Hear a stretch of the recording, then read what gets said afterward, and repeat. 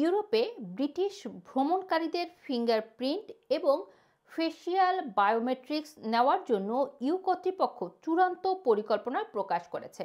দীর্ঘ প্রতীক্ষিত entry exit system 2025 সালের 12 অক্টোবর থেকে 2026 সালের 9 এপ্রিলের মধ্যে পূর্ণাঙ্গভাবে চালু করা হবে।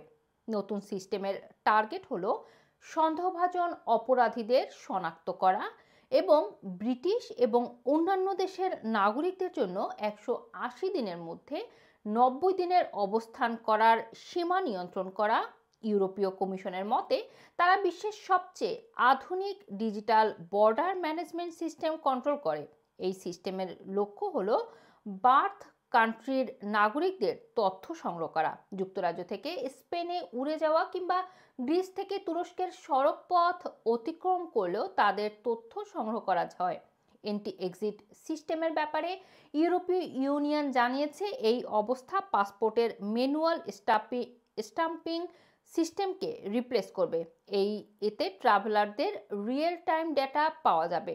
তবে নতুন এই সিস্টেম আয়ারল্যান্ডের জন্য প্রযোজ্য হবে না। জানা গেছে ইউরোপীয় ইউনিয়নে থাকার সময় থেকে যুক্তরাজ্যের সাথে এন্ট্রি এক্সিট সিস্টেম নিয়ে আলোচনা চলছিল।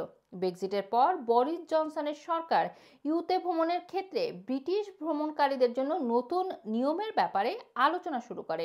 মূলত ব্রেক্সিটের পর থেকে ট্রাভেলের ক্ষেত্রে বিভিন্ন বিধিনিষেধ আরোপ করা হয়েছে। ব্রিটিশ পাসপোর্টধারীদের বর্তমানে তাদের ট্রাভেল নথি পরীক্ষা এবং স্টাম্প করাতে হয়, তবে পুরো সিস্টেম ডিজিটালাইজ হতে যাচ্ছে। তাদেরকে আর স্টাম্পিং এর জন্য দীর্ঘ সময় লাইনে দাঁড়িয়ে থাকতে হবে না। খবরে বলা হয় 2021 সালে এন্ট্রি এক্সিট সিস্টেম চালু হওয়ার কথা ছিল, কিন্তু লার্জ স্কেল আইটি সিস্টেমের অপারেশনাল ম্যানেজমেন্টের জন্য ইউরোপীয় ইউনিয়ন বারবার তারিখটি পিছিয়ে দিয়েছে। 2023 সালে অক্টোবরে ইউরোপীয় কাউন্সিলের justice and home affairs related council entry exit system চালু করার জন্য একটি নতুন সময়সীমার অনুমোদন করে। এর আগে বেশ কয়েকবার তারিখ পরিবর্তন হওয়ার পরে সর্বশেষ আগামী 12 অক্টোবর থেকে এন্ট্রি এক্সিট সিস্টেম চালু হতে যাচ্ছে। প্রস্তুতি হিসেবে অনেক এয়ারপোর্ট, পোর্ট এবং রেলওয়ে স্টেশন ইতোমধ্যেই ব্যয়বহুল ইনস্ট্রুমেন্ট স্থাপন করেছে। এটি চালু হয়ে গেলে এন্ট্রি এবং এক্সিটের সময় সেনজেন এলাকার এয়ারপোর্ট, ল্যান্ড বর্ডার এবং বন্দরগুলোতে ফর্মাল প্রসেস শুরু হবে।